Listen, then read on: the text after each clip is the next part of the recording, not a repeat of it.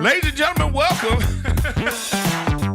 another fantastic episode of your favorite podcast. Welcome to And as usual, we got the singing mic. Woo, woo, woo. You want to get on this singing mic? See, that's why you should have had the headphones on. Like I'm on Helen Keller's podcast. Woo, woo, woo, woo, woo. All right, we're done. Sorry about that. I just offended people right off the bat. It's all good. Anyways, welcome to the podcast, ladies and gentlemen. The very funny and talented Mr. Gary Owen. Thank you. If there was like people here, there would be. You're welcome, Eric. Oh, brother. You're welcome. Here we go, everybody. Another person that my podcast is about to blow up with. Watch this. Watch these numbers. The Gary Owen influence. Yeah. So, you know, it's funny. I'm glad you're on because it's like it's one of these things where we know each other, but we don't know each other. Right. You know, right. like I don't really know your story. I don't know where you're from. I don't know where, I don't know where you started. I've just have seen you over the years. You know, you're just that guy. You know what I mean? So where's home? I don't even know where we met. It's probably at some show or something like that, right? Well, it must have been a Fat Tuesday or something. Something black. Yeah, obviously something black. I am not the mainstream guy. I don't even know anybody at the Comedy Store. I know. It's funny when you were there that time. I saw when you were there and you were kind of walking around, I was thinking to myself, man, this is crazy because you've had like such a tremendous career already. And then here you are at this like mainstream club that like everybody thinks this is where comedy is. And it's like, you're not necessarily there. You know, it's just proof that you can make it into business in any sort of way. You know? Yeah. What I was anonymous with the door guy. Yeah. They were Because just he like, straight stopped me. yeah. I walked by like I wasn't walking by like you have to know who I am. Yeah. I walked by like, okay, I'm here. Everyone's it's a comedy club. It should be good. Yeah. And then he was like, yo. And then somebody else would be like, no, he's good. And it was funny because I was like, oh, smack, I'm really out the loop at the comedy store. Oh, that's dude. You know what just happened to me? My parents just moved to Oxnard, so they moved literally almost across the street from the Levity Live out in Oxnard. I've never been there. Have you performed there? I've performed there a couple of times, but not that weekend. But I've performed there a few times. I've done like a night. I was preparing for a special, so they let me do a night. But anyway, Sean Wayans was there, you know, and who do you have out there? Sully was opening for him. Really, Sully? Yeah, so Sully's out there selling T-shirts and stuff, and so I go, where's Sean? Let me go say hi to him. So I go in the club, I go to the green room. I'm about to knock on the door when the security's like, hey, man, excuse me. You know, can I help? You know, and then the other guy was there. They were like surrounding me like, yo, what's up, crazy dude? And then I was like, I mean, I'm not saying you're supposed to know who I am, but like you don't know nothing at all? Like, you know what I mean? Like, workaholics, nothing. You know what I'm saying? Like, you know, and then, like, Sean, he opened the door, and Sean's like, hey, man, what's going on? And I looked at this dude like, I can't wait till I'm headlining here because I'm going to be talking about this. Well, I don't want to story top you. Go ahead. But yes, you do. I got a great one where I got stopped and almost got banned from the club off a complete misunderstanding. I was at the Columbus Funny Bone. And I'll never forget as long as I live. Because it was the night Yao Ming was playing Shaq. So Houston was playing the Lakers for the first time. Like, Yao was against Shaq that night. That's how long ago this was. Right. And I'm there in like 3 months. Never been to Columbus Funny Bone.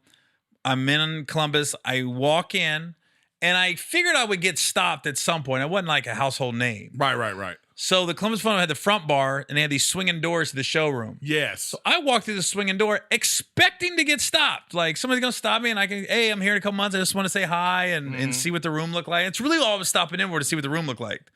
And I don't even know. It wasn't a big headliner that night. I don't even know who it was. And when I hit that first swinging door, man, this one guy was like, hey, man, hey. And started yelling. I go, yo! Like, my hands are up. So they escort me out, right? And now I go, hey, man, I'm coming here in a couple months. I just want to say hi to the manager, and I just want to see the club. I said, I did not want a seat. I'm not trying to get free drinks or free food. Yeah. So I stood at the bar for a good 15, 20 minutes waiting on the manager to come out, right? And the bartender goes, who are you again? And I go, my name's Gary Owen. He goes, and what do you do? I said, well, I'm coming here a couple months. He goes, now I know you're lying. I book all the comics. The bartender said that. And I went, what? And I go, so I think I got him mad. I go, you're the bartender. Like, I know my agency is not calling you just off appearance alone. I know they're not calling you to book me. And then the manager comes out and she says, and we have a cordial conversation. Yeah. And I said, I honestly just want to see the room. That's it. I didn't know this was going to be this big of a deal. If it is, I'll leave. So she escorts me into the showroom. I sit there for 5 minutes. Right. Take off, right? I get a call from my agent Monday. I go, what happened at Columbus Funny Bone? And I go, what do you mean? They go, they said you came. The way they made it sound to my agent was I kicked the door in and went, you motherfuckers don't know me? You don't know who I am? And I was like, dude, that is not what happened. Yeah. And even the GM, Dave Stroop, who owns it. Yeah, Dave. Yeah. So Dave was the one that called. Was like, I'm canceling Gary Owen. Tell him to get his ego under control. Blah, blah. And my agent at the time was Nick Nucifero, who is now my current agent. That's what's crazy how this business is. He goes, that doesn't sound like Gary at all. So Nick calls me. I tell him what happened. He calls Dave, and we get it worked out. So I come a few months later, and when I'm supposed to come, right? How was that? And it was great. Stroop was funny. He picked me up in the morning for press. I still haven't been in the club yet. So we have a great day of press, and I go, hey, man, do you want to dress the elephant in the car? And he goes, I did. He goes, but I wanted to feel you out first. And then when I tell him the story, he goes, okay, your story makes more sense than the story that I heard. Yeah. And then he's the one that told me, he goes, they made it sound like you came in and Bruce Lee'd the door. Boom! Yeah. And that was like, who the fuck doing comedy? You motherfuckers don't know me. Yeah. And he goes, that makes more sense. I go, dude, I was expecting to get stopped, but I just didn't see anybody in the bar to stop me. So when I opened the swinging door, I figured eventually someone's gonna be like, who are you? And then I could tell them who I am. But I didn't get stopped. I got like, yo, like secure. And when I tell you that, there is no turnover at that club. It's the same manager, Mimi. It's the same big black bouncer. Yeah. And I don't think it was them. I think it was probably the bartender or somebody else. He said he got like 3 different stories from the staff. Whereas my story made the most sense. It kind of tied it all together. Put it all together. Well, that's what you do in stories. Well, I don't want to one-up your story. Okay. I got shot. No. But since we telling these type of stories, I forgot where I was. I actually think I was in Columbus. But I get off. No, because doesn't a car pick you up at the airport? Used to. Yeah, but I was living in Cincinnati for so long. I just drive up. Okay, so I'm there. I get off the plane, and there's a guy standing with a sign. It says Griffin. I walk over. I go, how you doing? He goes like this. Oh, man. Oh, hold on. He thought it was Archie? No. He goes, no, even worse. He goes, oh, man, you ain't Eddie Griffin. Eddie Griffin. Oh, because E. Griffin. Yeah. Oh, yeah. I'd have been disappointed, too. I'm just kidding. This motherfucker. You don't understand, though. This dude would not stop talking about it the whole way to the hotel. Like, I'm exhausted, you know what I mean? 'Cause it was like, and he's like, man, I thought it was Eddie Griffin. I was so excited. I was telling everybody I'm picking up Eddie Griffin. And he's just going on and on about it in this car. You know what? Eddie Griffin would have been mad if that was his driver. Because can you imagine if he was saying it to you, how obnoxious you would have been to Eddie? I know. I mean. Okay. Not since we're on it. This is great. This podcast is just gonna be segue to segue. Yeah. It's gonna be like that old HBO show with David Cross. Oh yeah. Mr. Show. Mr. Show. It just went. They didn't have an ending. They just kept going. One long sketch that just went into the other. So here's a great Eddie Griffin story. Okay. So I'm in Shreveport, Louisiana, and I think all the good rooms. Right. We talking about all the A-list shit. All the A rooms we talking about. I think it was a Funny Bone, and it was only open for like a year. And I was like, I remember that second act in. So when I get there, I go there. It's not a huge turnout. This is 15 years ago, maybe. And there was like a fish tank. There was it looked like Mardi Gras over here. There was a New Orleans Saints helmet. There just wasn't. Honestly, it was a beautiful room. It was themeless. And that's what I said. I said, what? And that's what I said. So what is the theme of this club? And I start going in on a little bit. Not mean-spirited, but going in. Yeah.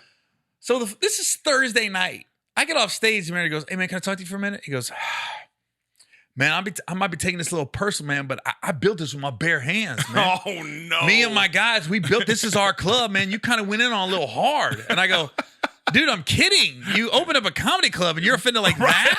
It's going to be a long run.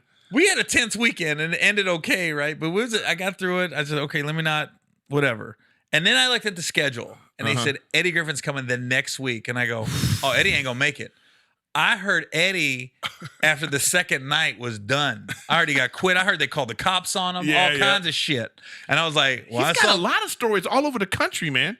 Eddie? Yeah. Yeah. Well, that club didn't last long. I knew it wouldn't. I go, dude, you're offended at that? I remember that club.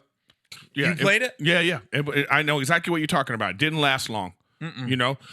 Okay, how about this one? Do you remember Kicks in Detroit? Oh, it was out of Michigan. It was one of these towns out of Michigan. I forgot. Like, it's like Detroit. You got to drive 30 miles. But there was a place called Kicks, and it was owned by, like, he was a Detroit Lions kicker, you know? Oh, really? Or he was like one of them. I think he was the brother of the guy that missed the field goal. Yes. He was a brother of the guy that missed the field goal for the Bills while they lost the Super Bowl. Not Norwood. Is that Norwood? Scott Norwood. Yeah. I think it was his brother. Okay. They owned this place and they called the place Kick. So they had this comedy club. So you were staying at like the Red Roof Inn. Okay. And I can't stand staying at a hotel where when I open the door, it's outside.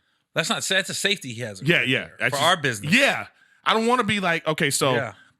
all right, there's a Dunkin' Donuts gas station literally on property. That's the kind of place it was. And the club complex, because they had like a bar, you know, restaurant, and they had a club upstairs type of thing. All right. It's 6:30 a.m. I'm about to go to press or whatever. I go downstairs and I say, hey, can I get my free, you know, you get like a breakfast. Yeah. You can go to, the lady's like, well, you don't get it because the club booked the room. Okay, so now I'm like, I've been to these clubs and I've been to these hotels. So I said, wait, do you understand that they booked the room for me? Like I'm here for the room. And she was adamant about like, yes, but you know, you don't get, you know, the stuff. I was like, it got heated. You know what I mean? I mean, it got to, you know, I was like, you know, she was like, well, good, have a nice day. And I was like, fuck you. This is like for Dunkin' Donuts. Yeah, dude. Now I look back on it, I should have let it go. Yeah. But I wanted my $2. It was the principle of it. It was the principle. It was the principle of it. So I called the manager. I said, we having a problem over at Red Roof Inn.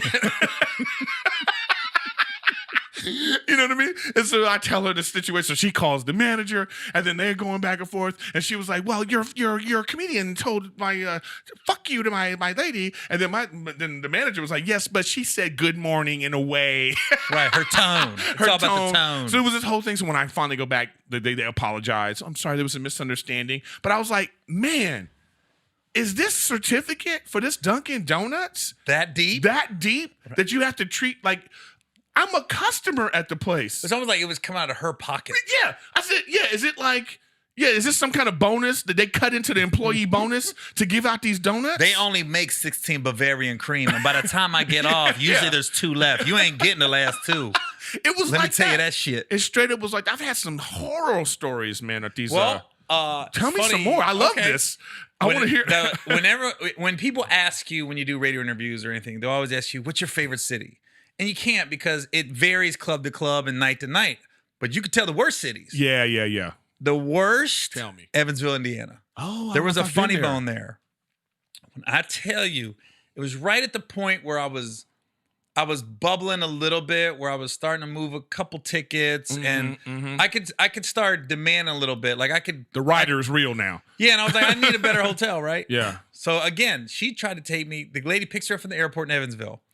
Tries to take me to a Days Inn, and it was a shithole Days Inn. And I went, oh, I ain't staying here. And then she goes, huh? I go, I'm not staying here. I call my manager, and I'm like, and she's in the car. I go, they're trying to put me at a Days Inn. I said, I can leave.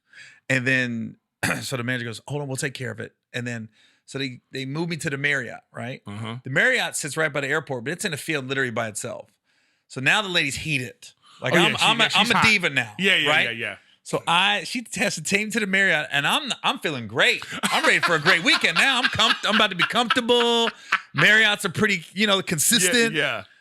So she's on the way to Marriott. We get to the Marriott, right? And I literally go to her, and I'm thinking we're having a cool conversation now. And I go, ma'am, listen. I have a nice house. If I leave my house, I just want to be comfortable. Yeah. And I'm telling her, I want to give you a good show.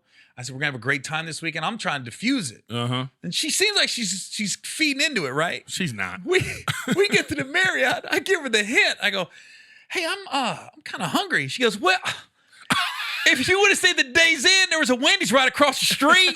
She was like, see you tonight, and left me. I went, oh, And this is before Uber Eats. I go, I'm on my own. I just got to find out what they got at the Marriott, which they did have great food at the Marriott.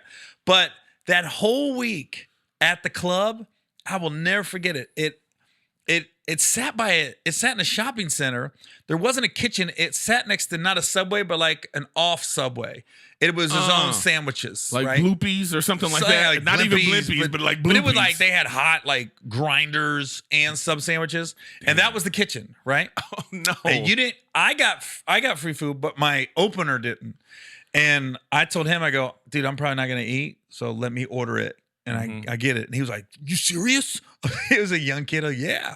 So he was killing these meatball subs all week. That's what I remember. And then there was one night where nobody laughed.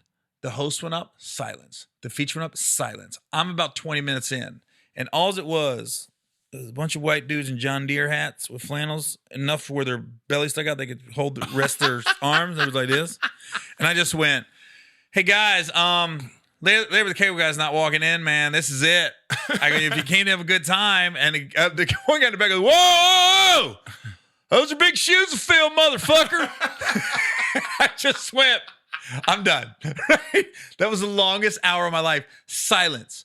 I'm still trying to hustle merch afterwards, right? Good for you. So I'm out there by my T-shirts and stuff, and all of a sudden this guy goes, hey, man, what's that? So I had a Boston Celtics warm-up shirt on.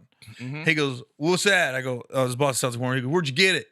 Let's see. I don't know. New York. So he goes, I want it. How much you pay for it? I go, $60. I'll give you 80. I went, took it off, took the 80. His girlfriend comes out and she goes, what are you doing? Why'd you buy that shirt? He goes, I wanted it. I wanted it. He yelled it twice. Like, where the fuck am I at? I know, man. You know? I think that night I made $100 in merch. I sold one T-shirt, but I sold the shirt off my back. Oh, shit. I was literally selling merch and a wife beater like this. You know? Man, I'm telling you, when that grind when we're first coming up is like the places we stay, the things we have to do. Did you ever do you was probably before. When did you start doing stand-up? I started, let's say, road dogging it like 2008. Yeah, this is 10 years. This is 98. Yeah. My first paid headlining comedy club was a place called the Comedy Stop in Columbus, Ohio. And this guy's name was Andrew Ford. And I'll never forget it. He put me, remember Bo P?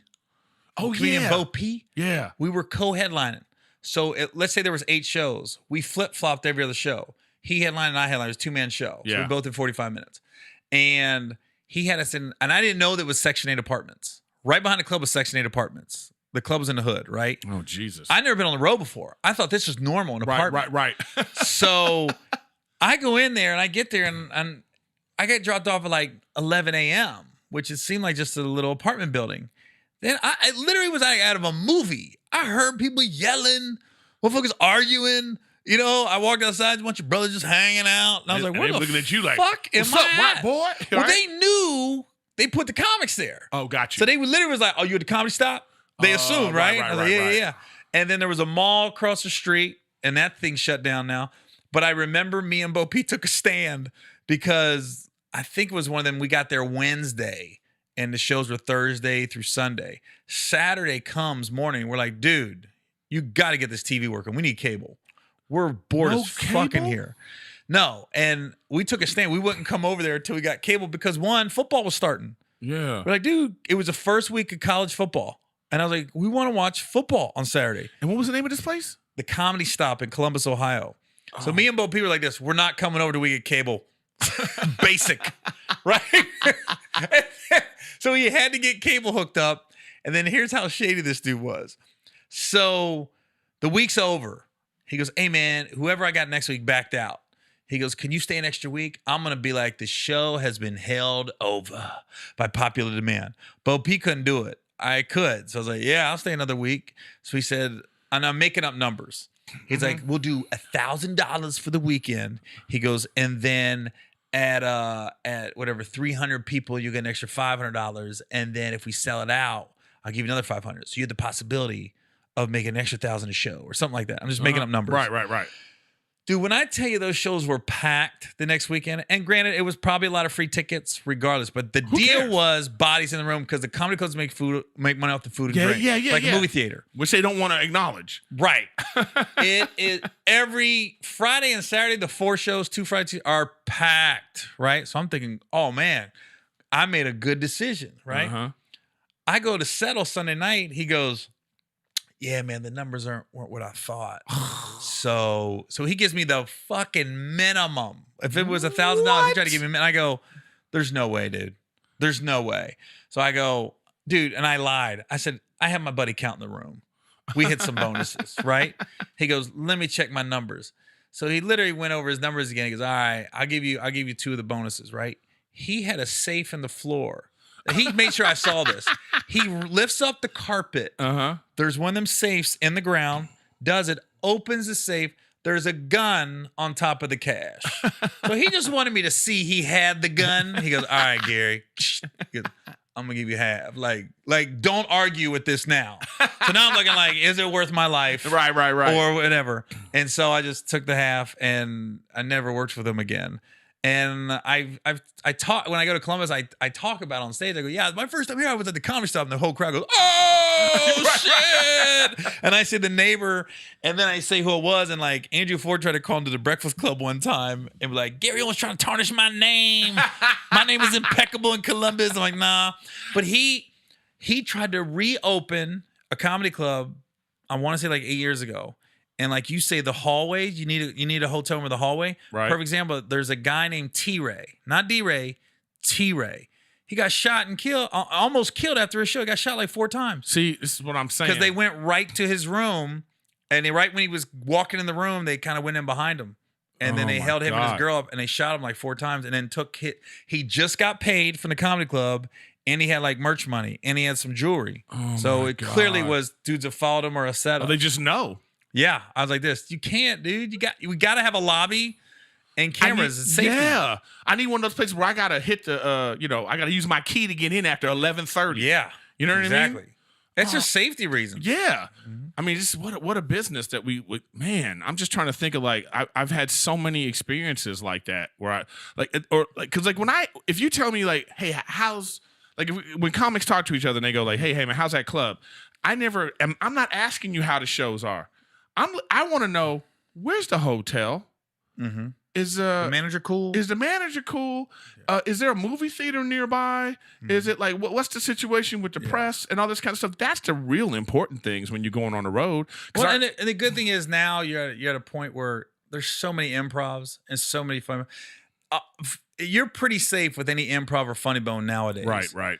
It wasn't like that like 15 years ago. Some of them funny bones were some seedy, dirty, nasty places, man. Or places like, remember, in Rest His Soul, remember, what's his name in Kansas City? Stanford and Sons? Sanford and Sons. Somebody died? He died. The owner, Craig? Craig's dead, man. I didn't know Craig died. Yeah, dude. That's what I heard. I was just there. And they were like, he died. But you want to talk about some shady shit. That was shady, but goddamn, they had good steaks. I know, but this dude would pick you up. He picked me up in a Lotus in winter. Yeah. Like trying to impress me. Craig is funny, man. What do you think? What do you think of the car? You know, what do you think? That is Craig. Craig died, yeah, man. That's he crazy. died. He was like, what do you think of the car? What do you think of the car? His voice perfect. Yeah, man. and I said, hey, dude, I'm 6'3", 2 pounds. Yeah. Fuck we doing in this little ass car in the winter, man? And then you take it to the radio, and this dude, he want to talk on the radio. You know? Oh, he was a local celeb. Yeah, he wanted to be like, Eric can't do jokes. Well, the Stanford's was cool if you're a young comic because the club was in the bottom floor. I mean, the comedy club's on the second floor. Yeah. The bottom floor was the club and the bar. He might have moved. You might have not have done it because he moved. You know, I heard in the end that he was not paying the comics. He was like bouncing checks, moving the club from place to place in the area. Oh. It was like stuff like that going on. Oh, really? Yeah, this was. This is like 16, 17 years ago. Oh yeah. It's different. It was different towards the end. Yeah, once the improv came in like 10 years ago, that was it. Yeah. Zone a roast. He was trying, but I still went there because I didn't appreciate like the improv didn't want to pay what I wanted, and he would, but then he was cheating you on the bonuses. Yeah. You know what I mean? The place is packed. People standing up. He's like, you didn't hit it. Yeah. You know, then you don't realize, like, you don't want to be that guy that's got to. Every time I think they're going to be honest, like literally every time. Well, right? I tell you, man, and I was in Phoenix a couple years ago, and this guy Casey is the manager in Phoenix, and I think he's a diamond in the rough. I think he could easily be an agent. You know what I mean? Mm-hmm. He runs it so smooth and got a handle on it, and he, like, a perfect example for Casey is picked me up one morning. We're doing press. I said, "Hey man, can we you got coffee bean down here?" Because I was living in Ohio at the time. We don't have coffee beans, and I want some coffee. He goes, "Yeah." He takes me to a coffee bean, and then when he's taking me to press, I realized we were way out of the way, and I went, "Dude, did you just take me like 20 minutes out of the way?" He goes, "Yeah." I go, "Dude, I could have went to Starbucks." He goes, "No, you asked for coffee bean."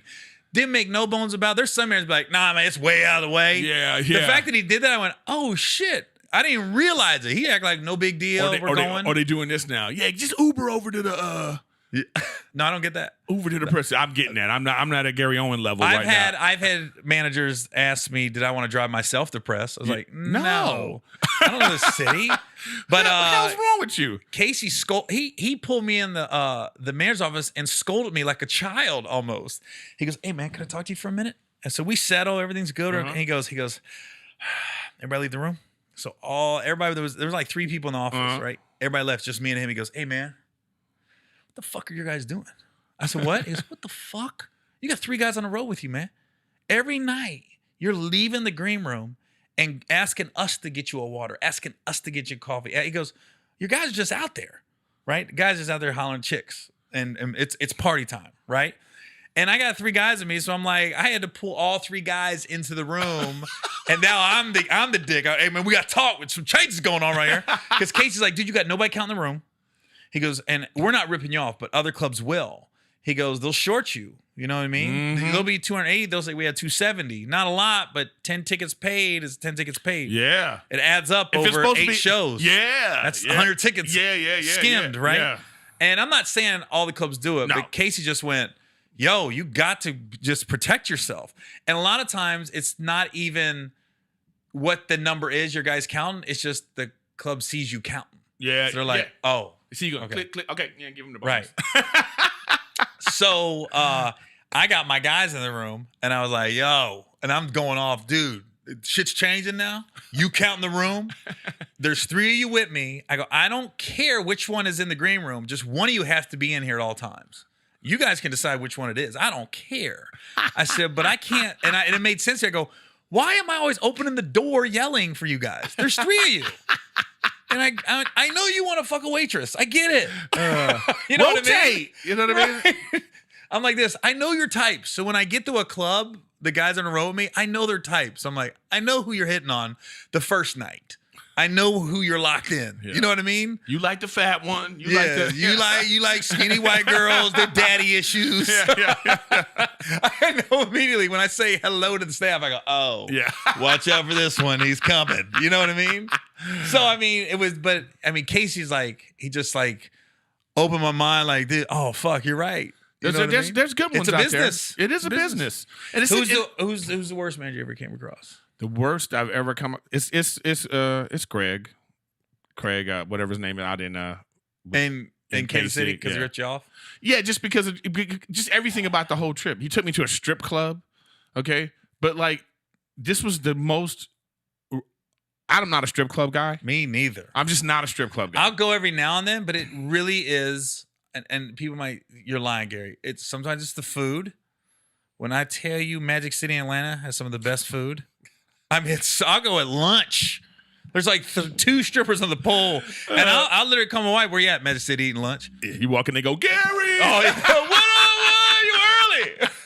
Because I'm not gonna be like, I've never been, but I'm not a guy that's like, "Dude, where's the strip club at when I get to a city?" Yeah, I know, and there's a lot of people that are like that. Just for the first time I ever went on the road, I was doing triple. You ever do triple runs? Like that's the guy in Montana, and this guy Scott from Utah. He was the headliner, and like we had to go to strip clubs. You know what I mean? Yeah, you know what I mean. And it just was like because I'm Eric Savaho. You know what I mean? Oh yeah, you want to talk to him? Why are you here? Why are you here, girl? I've always wanted to do it. I've always wanted to pick up a hooker and talk, but I'm scared I get arrested. I just want to like pick one up for an hour and be like, let's go to Denny's. What happened? How did you end up here? Yeah, man. You know what I mean? And I always say there's like a thing called strip club mentality. So like I always say, like, if you're a dude, all right, I don't care how nice you think you are. All right. I don't care what a choir boy you think you are. I don't care however your good intentions. The moment you walk through the threshold of a strip club, you are now a piece of shit. Okay? and they see you as a piece of shit.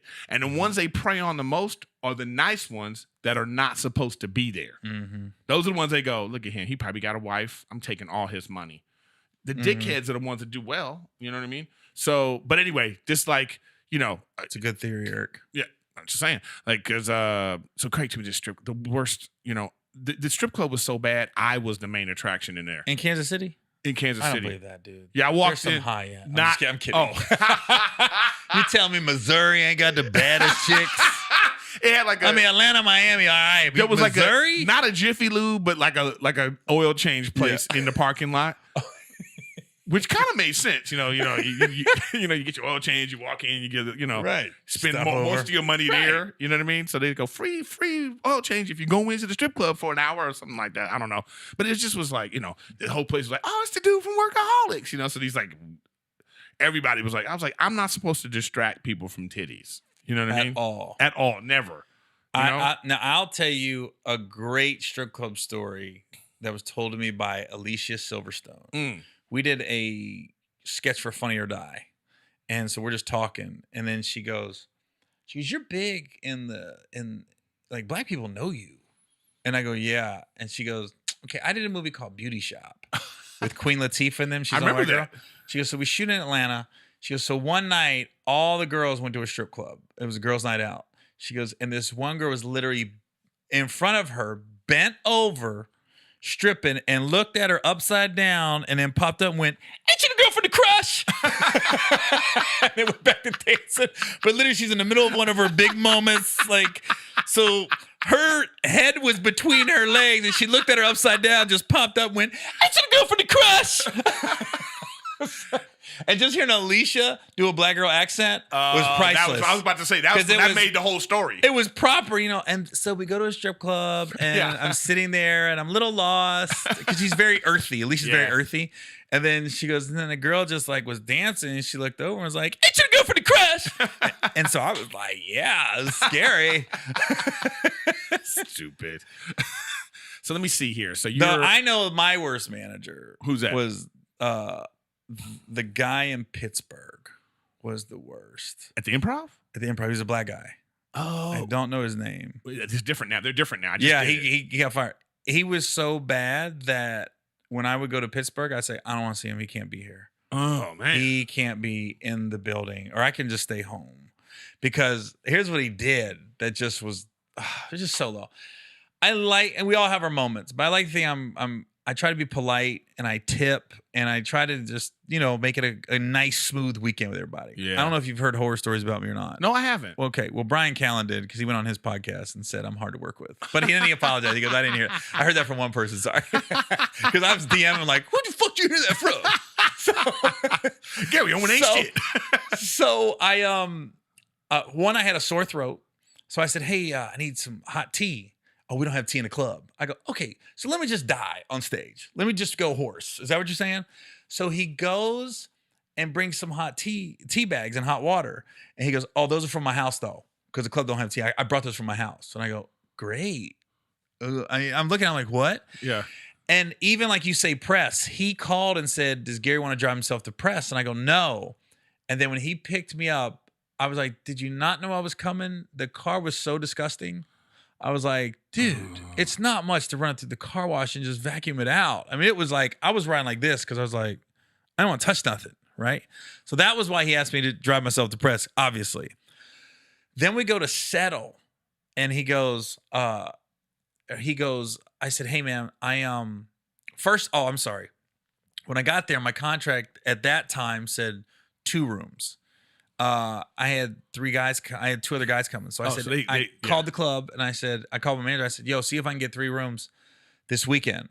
And then they called, and they said, well, the Marriott's sold out, but there's a hotel next door. I said, Don't worry about it. My guys are just double up for the weekend. Not a big deal.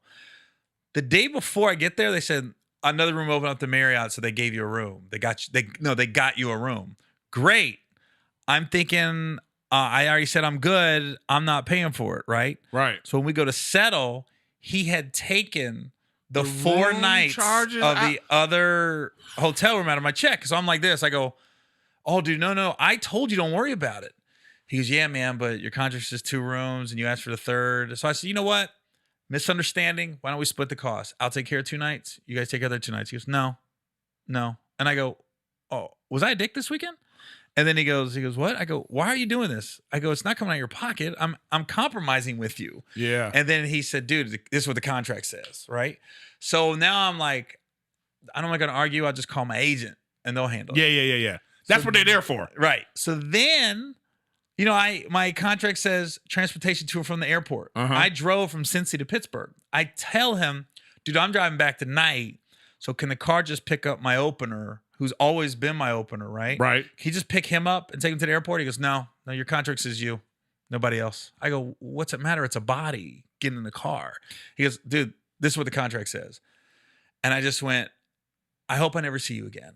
And that's how I left the room. I just went, I hope I never see you again. And I was very calm. And he looked at me. I just walked out there and went, so now I'm steaming. Yeah, of course you're steaming. So the drive home, it's starting to build now. Then you're like this. You're like, man. You're like De Niro in Heat. Yeah. At the end, you can get away, but you're like, I gotta go kill this motherfucker. Yeah. I gotta go get Musgrave. Right. I gotta go kill him. So I'm literally like, what the fuck, man? So, anyways, I call my agent, my manager, everything. So what they tell me is the manager before him was ripping the club off. The same way we say managers can rip us off. Yeah. They can rip the club off twice for sure. as easy. There's so many managers. It's a cash business. There's so many managers I've heard that have literally gone to jail for ripping the club off. Remember Eric Shorts? Remember in Indianapolis? What's the other club? Not Crackers, but the Morty's. I never worked. You never worked Morty's? I got a great story about Crackers. I got a great story about Morty's. Well, this is great. We're just having nightmare stories on this. This is the Nightmare Podcast. Griffin with Griffin, Nightmare Edition. But listen, I've been headlining for 21 years. You've been at it for 11. These are minor stories in the big scheme of things. You're talking about working 52 weeks a year, and we're talking about 5 or 6 stories, right? Yeah. So the manager before the guy, he was ripping the club off. So what he was doing, and I was like his 2nd or 3rd week of managing, he was trying to go back to the club, man, look how much money I saved this. He was trying to be that guy at the expense of me. At the expense of just happiness. At the expense of, Well, come to find out a couple weeks later, Charlie Murphy, God rest his soul, he tried to do some just not shady shit, but just stuff to not make it comfortable for the week to Charlie. I guess Charlie was smoking weed in the green room. Mm-hmm. He came in there and literally was like, hey, you can't be smoking in here. It's a non-smoking club, and you can't be smoking weed. It's illegal in Pennsylvania. Charlie goes, so what are you saying? And he was like, you can't be smoking in here. And Charlie goes, all right. So he opened the door, and he goes, all right, you tell all these motherfuckers for the whole weekend, because I guess Charlie was sold out a weekend. You tell them I'm not going up because you ain't going to let me smoke a joint in the fucking green room. He goes, either you do that or get the fuck out of the green room and leave me alone for the rest of the weekend. So he left. And Charlie finished the joint. You know what? You know what's funny about Charlie Murphy? Somebody said, I asked this one manager, I won't say who, I was at some club and I was like, what? I said, he was talking about riders. And I said, what's the craziest rider you've ever gotten? He goes, let me get it for you, And it was Charlie Murphy, and it was like, he showed it to me. He was like, this is the most bananas. And it was like Newport cigarettes. Oh, I thought you meant bananas. No. A bunch of bananas. The thing was banana. Like, just all the stuff that he asked for on his rider was just like a lot of it was like, this is the most insane, you know what I mean? But actually, Morty's. No. Before that, I actually know now the worst manager. I can remember now. Someone worse than Craig. It was in Erie, Pennsylvania. Dude, you've worked cities I've never worked. Yeah, Erie, Pennsylvania. I go to this club and you have to be clean. All right, that's the first thing. They want you to be clean. And I hate that because to me that's a novelty that you should pay for. I'm not saying I don't want to do it or we can't do it. All I'm saying is that's like I'm juggling while I'm doing my act. It's a specialty thing. You know what I mean? Yeah. So anyways. So all right. I get as I'm there. He goes, hey man, we got this special corporate gig that if you want to make a little bit extra money, it's like $200, whatever it is like that. And I'm thinking, I tell the guy, for something like this isn't really the kind of money you make for something like this. But I guess I'm in town, you know. So now it's time to go to the airport at the end of the week, and his wife is nice. She actually took me to breakfast when we go to the press.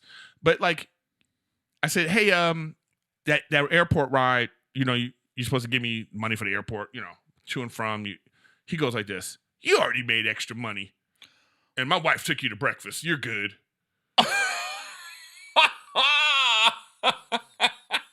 I mean, bro, just.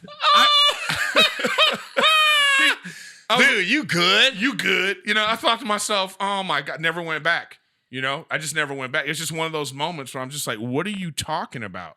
You know? Like, oh my God. Yeah, you want this corporate gig? And in his mind's like, this is going to get me out of this $20 that I have to and get. that's the thing. It's always the little money. The little money. It's never the big money. Oh. It's when you're first, but it's honestly, it makes podcasts entertaining. Yeah. It's these great stories that we can share. Morty's. Nightmare. Tell me about Morty. So it's when it first opened up. So like I wasn't even headlining yet. It was like what's his guy? I forgot the guy's first name, but his last name was Berman. He was the headliner. Something Berman.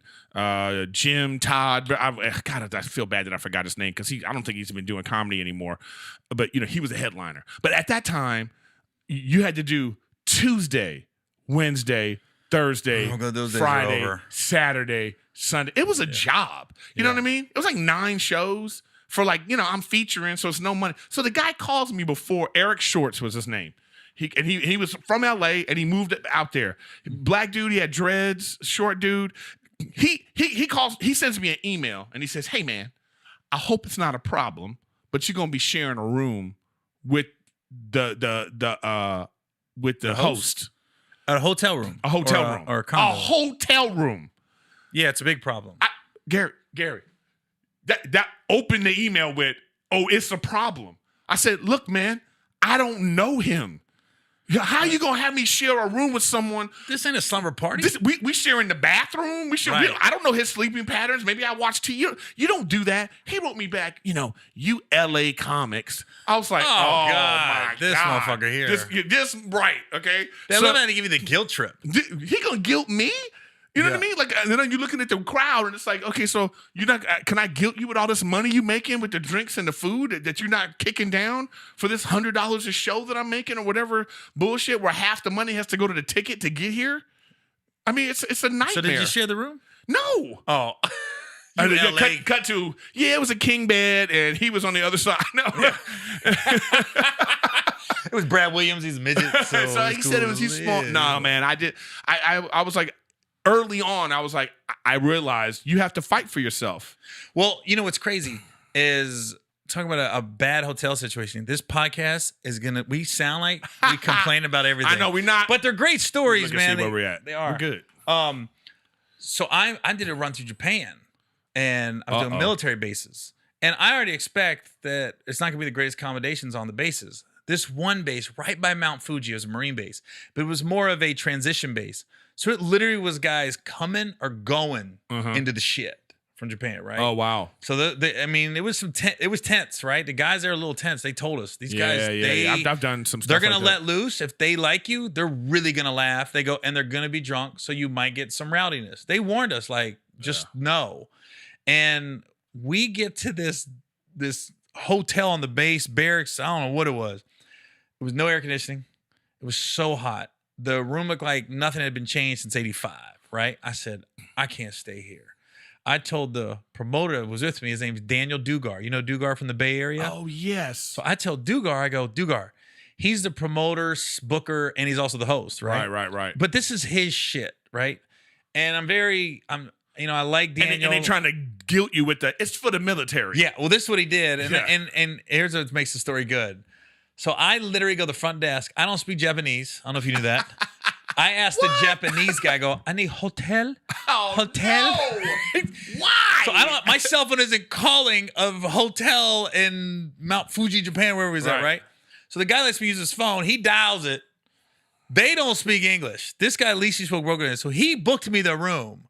So I catch a cab. I go to the hotel. It was great. The hotel was great. I tell Daniel, I knock on his door. I say, hey, man, I got a room. I'm leaving. What time you need me back for the show? So let's say 7 o'clock. And he looks at me and goes, man, you know what I mean? And so I could tell it was tense.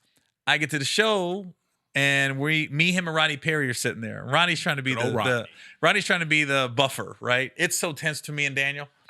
And Daniel Dugard starts calling me Mariah Carey, right? Diva Mariah Carey. And he goes, hey, and he did it. He goes, hey, man, these guys are out here dying for us. They ain't complaining about the accommodations. I said, I'm going to stop it right there. Yeah. I was like, these guys are 19, 20 years old. I said, I was in the military. Was you? I go, when I was 19 and 20, I didn't care where I stayed. I'd stay anywhere. I said, hopefully these guys make the right decisions in life that when they get 40, they can stay at a nice hotel and not feel guilty about it.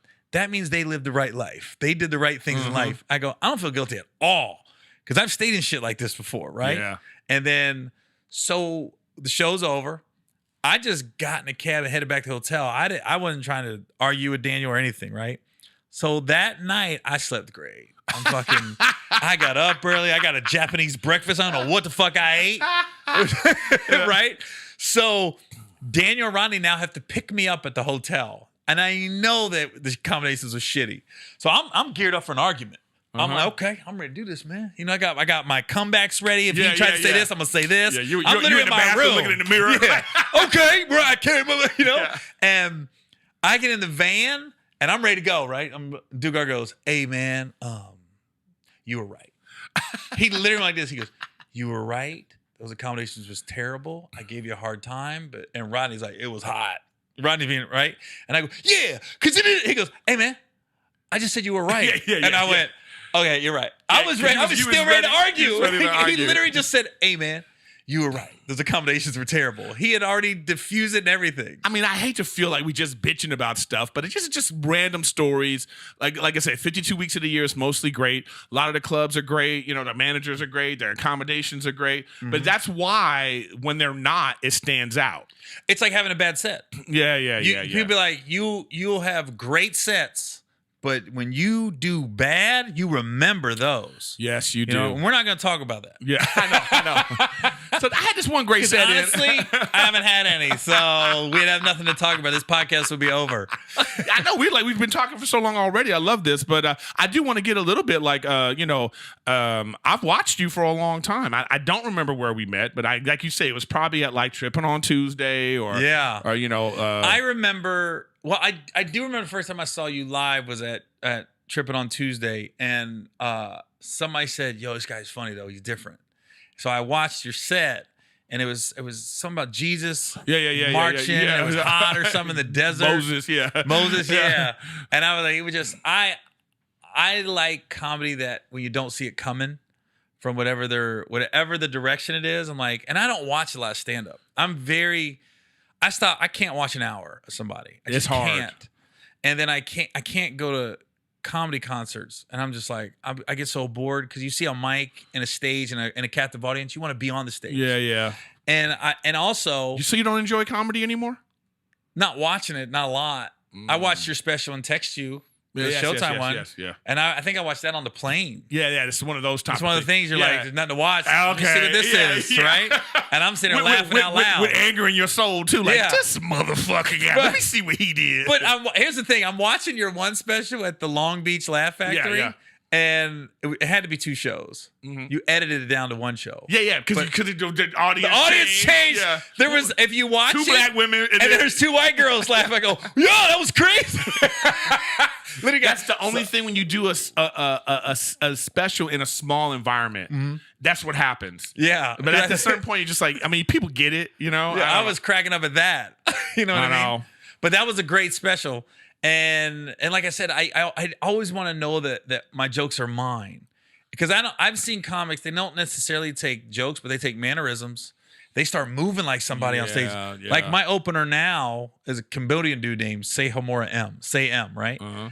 And he literally will start like talking like me, and I'm like, "Say, watch it. You're starting to turn into me. You don't realize it because you're around me so much." Yeah. And he's like, "Dude, I didn't even realize it." The funniest shit though was I had an airplane joke. And on my airplane joke, one of the setups is the seat number is 32B.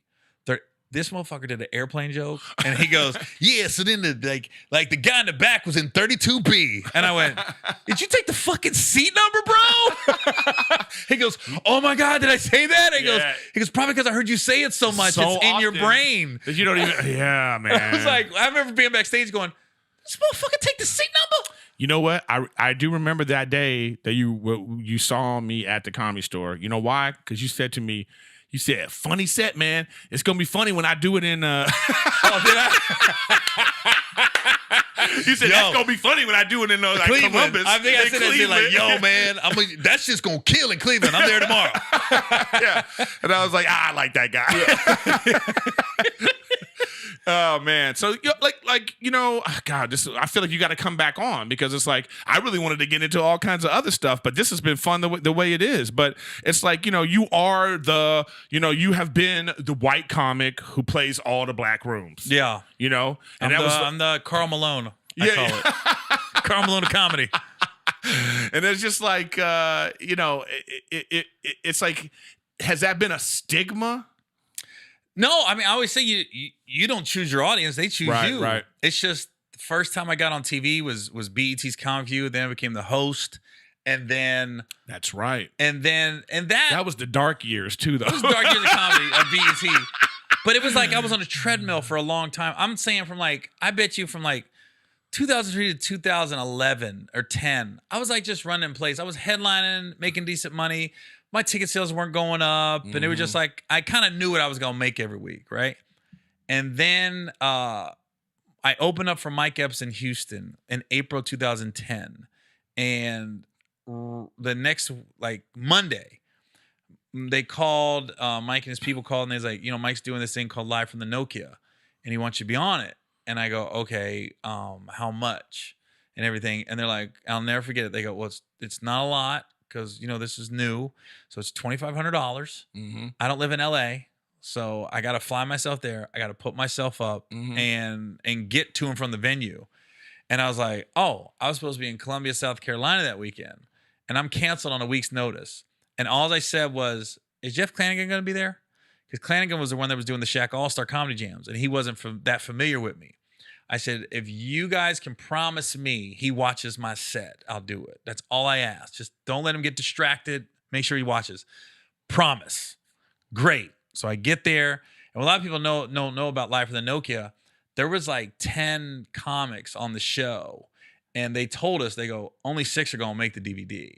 So if you're not on, if you didn't make it, that's just because. You just wasn't funny. I don't know if it wasn't funny or you wasn't funny. We just picked the 6. Yeah. I ended up headlining it. I was going last, and then when it posted, I went last. So it was one of those things where I got off stage and the hair started standing up at the back of my neck, oh fuck, that was a perfect 20 minutes. Oh, you just felt great about it. In your bones, you feel like something changed. The energy, the universe kind of shifted a little bit, and I went, oh fuck, that was a perfect 20. And the first joke was off the dome, not planned, because Morris Chestnut was in the audience. And I go, oh shit, Morris Chestnut. I go, hey, you ever watch Boys in the Hood think the ending's gonna change? And I go, you be thinking Ricky might live. For something, I go, you be rooting for don't go down the alley. They're coming, Morris, in a small car. Yeah. And the crowd just lost it. And that's the first time I did the black, white church bit. And there was 3 solid bits that were signature bits. Yeah. It just stuck out. And that 20 minutes was perfect. So I get off and Clanagan goes, hey, man, it was a good 20. And he's talking to me for a long time in the green room afterwards. And then they sent me to Okinawa to do a military base. Oh, no. With the Shaq All-Star. Oh, sweet. Sure. And Jeff said, I want to see him overseas first. Tell me how he does. Tell me how to work with. And so there was a girl named Tamara Goins who now works at Innovative. Yeah, I know Tamara. I was at Innovative for a second. Oh, really? Yeah. So while she was there, I left when she, Tamara was the girl that took care of all the comics. So she was in Japan. She reported back to Jeff, said I was good. Next thing you know, I'm on the Shaq tour. And then right when I get on the Shaq tour and they're going to do my show, they're going to do a Showtime special. They did the one called True Story for me. Right. I get Think Like a Man, all within a 9-month period. And I'll never forget April 2010. I went, oh shit. And then the numbers start going up. Yeah. And then everything just kind of from there. That was like, and then I guess there was no idea in your mind at that point, because I guess being in it, you weren't thinking to yourself, I probably should be trying to get white people here. That wasn't even a thought process. I'm just like, I'm happy to have people in the room. Yeah, exactly. And my job is, no matter if you're white or black, it's to bring you into my world and make you feel comfortable. Yeah. So I'm still going to talk about my wife's black, the kids are mixed. There's been times I went on stage and I don't even bring up race. And because a lot of people be like, oh, he just talk about his black wife and black kids. You know, you hear people on the internet say this stuff. And I'll be like, so I'll literally be like, watch this. And I did a showcase in LA one time, and my manager was there, and it was a New Wave. That was the agency, the management company at the time. Yeah. And I went on stage, and the guy goes, you didn't do any black white shit. And I go, yeah, I know. Because I was looking in the audience. There was no black people there. Yeah. And then he goes, that was crazy. Because you're talking about your wife. He goes, and in my brain, I had a black woman pictured. But you never said she was black. And oftentimes I notice that when people are like, man, all you do is talk about your black wife. I go, no.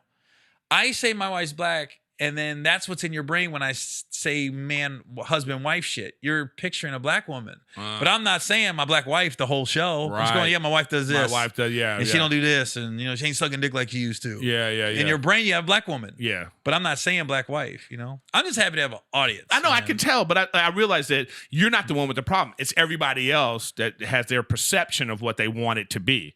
And it's not even like. And you're so white too. That's the other thing about it too. Yeah. And black people don't have the problem. Right. I never have issues with, I mean, you always got the internet trolls, but I'm talking about live and just walking around the streets. Black people have no problems with me at all. Mm-hmm. And it's always like white people that get offended. Mm-hmm. And it doesn't happen a lot, but when it does, it's white people. Yeah, or people outside the circle. Yeah, like, why are you mad about that? Yeah, what are you mad about? Nobody else is. Yeah. You know? I like to say I know how far to push the envelope without going too far. I'm never gonna do a Michael Richards. Right. It just won't happen. You know what I mean? Right. You know, it's funny is I've never heard that about you. Like, I've never been like, you know, Gary said this one night. You know that was, and that's the time that in the middle of a killer set where the whole crowd's gonna go.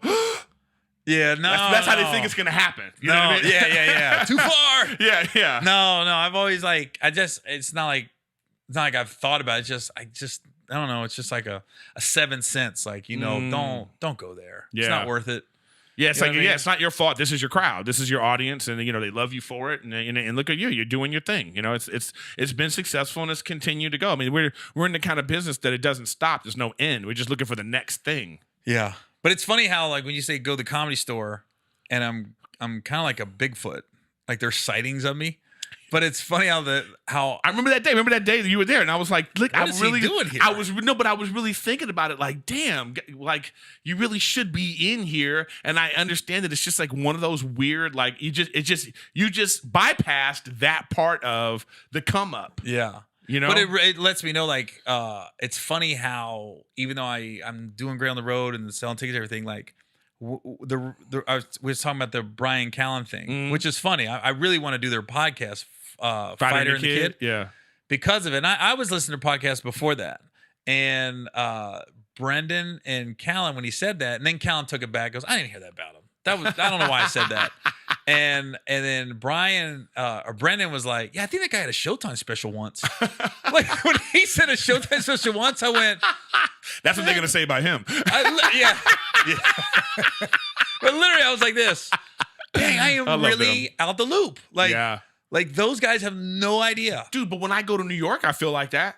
Like when I go to New York, I'm not in with the seller people. Yeah. I've gone. I've talked to Etsy one time. I was sitting there with her and she was like, if you're in town, hit me up for spots. I tried to email her one time, like, hey, I'm coming to New York. Nothing. Like, send me a clip. And I'm like, it's like, okay, here's a clip from my special that's on TV. It's like, but it doesn't matter. I know from being at the Comedy Store, nobody cares. Nobody cares what your credits are, what you do. It's about being in like a certain community and how you ingratiate yourself into that community is really what it's about. So, but I heard the Comedy Store is dope now. Like I heard, like from what it used to be, I heard now like it's very supportive.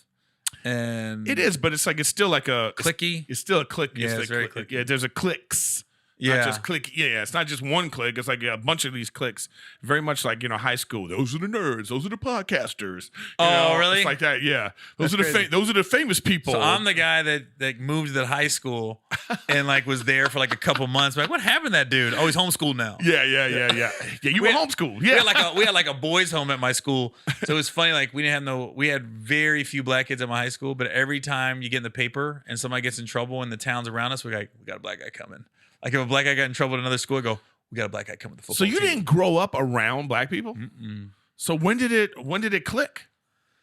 Military. Well, Oh. I don't say that because one of my best friends was a black guy. He moved to my school in 10th grade, and we really he was like my boy. And I remember he had a Rastafarian on, and I didn't know what it meant.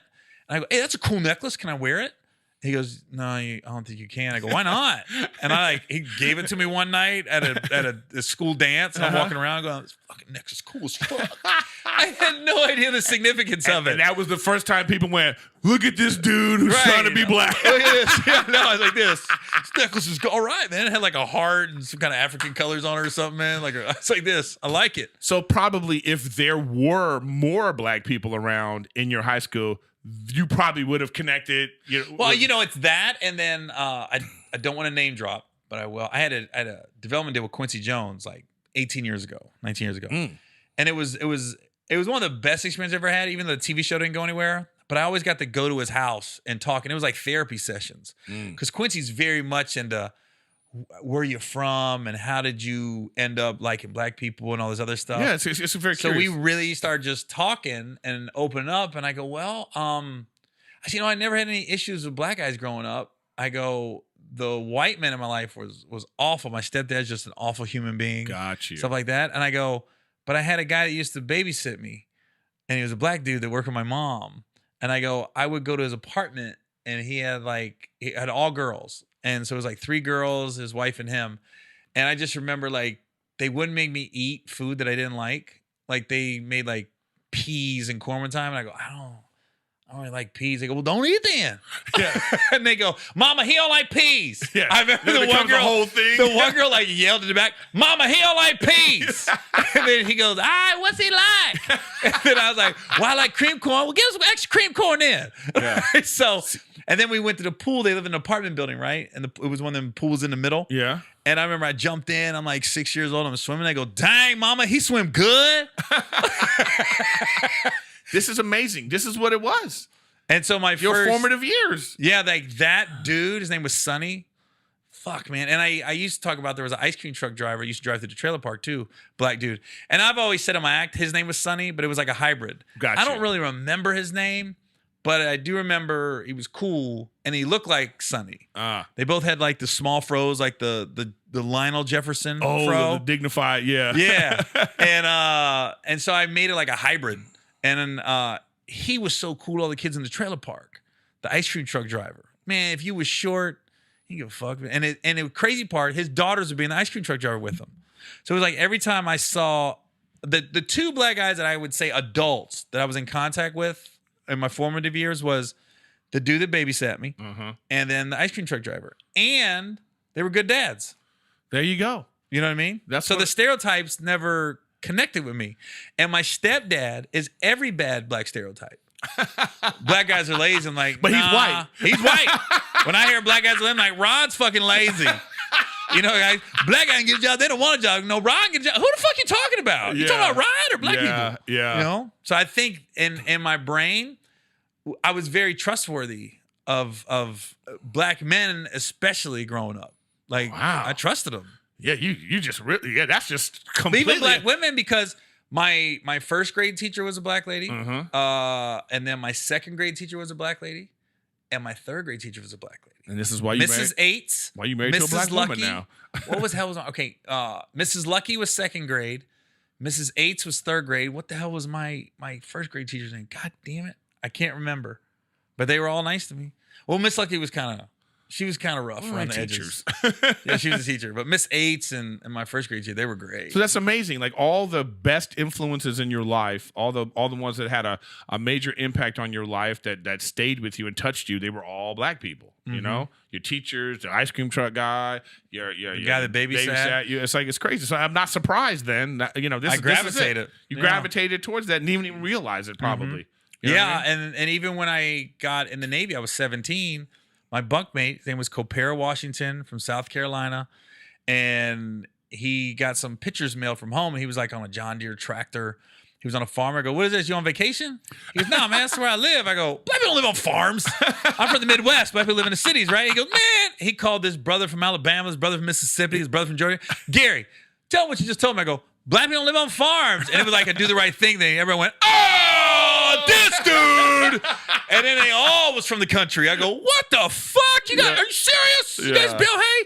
So now I'm having conversations because in the summertime, I worked on farms. Wow. I worked on a strawberry farm and I picked strawberries one year and then I baled hay and this sounds bad. I was doing a sheep co-op where I took care of 8 sheep one summer, sheared them, walked them, fed them. Wow. You know, and I was in FFA in high school, Future Farmers of America. Dang. And so it's just funny because now I'm sitting here talking to this black guy about farming stuff. Right.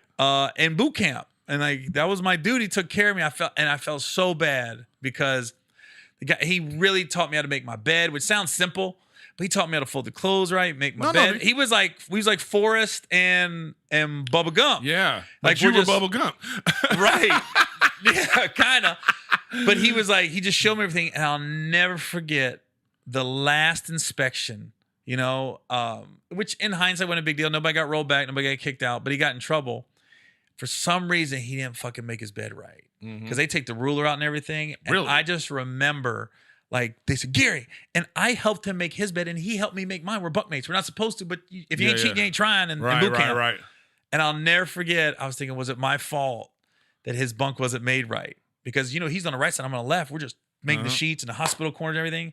And I just remember I walked, they go, you're good, Owen. I passed the inspection. I walked into this room, and I looked back, and like 4D, well, they were called company commanders, like drill instructors. Right. Here they just swarmed Copera, and they was all right here just yelling at him. You can't follow directions. Yeah. And I remember he was just standing there looking at me like, and I was like, what did you do to my corners? Literally, I wanted to come back and be like, I'm so sorry. But in hindsight, we both graduated on time. It was all mind game. Yeah. But at that moment, I was like, oh, fuck. I remember I was literally had a headache. Like, what the fuck am I going to do to Copera? And what branch of the military were you? Navy. You were in the Navy. I was like, what am I going to do to Washington? Fuck. And then afterwards, I was like, dude, I'm sitting there pausing. I go, dude, don't worry about it, man. No big deal. It was my fault. He was so it was always his fault. Not a big deal. My stepfather was Navy Reserve, 30 years. Oh, really? Yeah. I always say the Navy guys, we don't deserve those homecomings that you see at the football games and basketball games. Because Marines and Army, they're on the front line. They're in the shit. There's bullets whizzing by their head. They could step on a landmine. They could die. Navy guys were on a fucking ship. We're in the middle of the ocean. We're playing dominoes on Tuesday. There's a space tournament on Thursday. There's movie night. You got almost made to. If you can have Captain Crunch and you can gain weight during war, you didn't go to war. When you leave, if you get fat in while the you're middle fighting, of the ocean, you wrong. come back 15 pounds heavier. That you didn't go to war, player. Yeah. You had Captain Crunch for breakfast. I went to, where did I go? I didn't go to Afghanistan or any place scary. I went to Kosovo or Sarajevo or what did I, someplace. Yeah, and then it wasn't the USO. It was the MWR department. Yeah, MWR. Yeah, Morale, Welfare, and Recreation. So I went to I remember it was during World Cup, and it was we were on an E4 base. You know, and I like those bases better. What's the E4 base? The European base. It was European forces. Oh, okay. So they had this American base that they were about to close down. And so we went over to the E4 base because they had the US troops there too. But it was like this, you had all the different it's like France, England, Spain, they had all these different places. And I remember that World Cup, it was I think it was Italy versus France in that World Cup, So those troops were on, they were like with each other. Oh, wow. But I remember doing a little, it wasn't a lot of American troops, but I did a little set and the lead, they were all from Texas. They were all Texas Rangers. you know, in this particular place. And the lead guy was this black guy from Texas. And he came in late to the show. And I just was giving it to him. And all of the troops just were like, they just loved it. Like, because finally somebody's getting on his case, you know? But I just remember that military experience of, like, they just loved, like, you know, you just sit with them at lunch and just talk about what's going on at home and just have a little piece of have a little piece of home, you know. But it was like, you know, it's strange, you know, because on a U.S. base they have to carry guns at all times over there. But on the other base, you know, it didn't. And there was beer. There wasn't any alcohol on that other base. Just strong ass coffee. Yeah. You know, I remember they had, like I said, really strong, you know, motherfucker. You know, it was like that kind of like, you know. But I'm glad that's it. I think that. Do you think that the military led to your work ethic? Like, you know. Oh yeah, you carried that into like everything. It helped tremendously. Oh, you got to go soon. No, I'm just Oh shit, we've been on a while. And that's what I'm trying to tell you. We're gonna end it. I mean, it helped for where I came from in a trailer park in Ohio. Oh shit.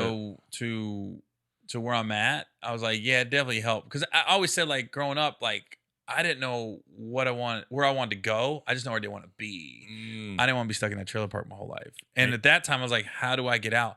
I tried to run away my junior year of high school, and my buddy Derek Callahan, I told him, take me to the bus station. I'm going to go to LA. I'll make it. I'm funny.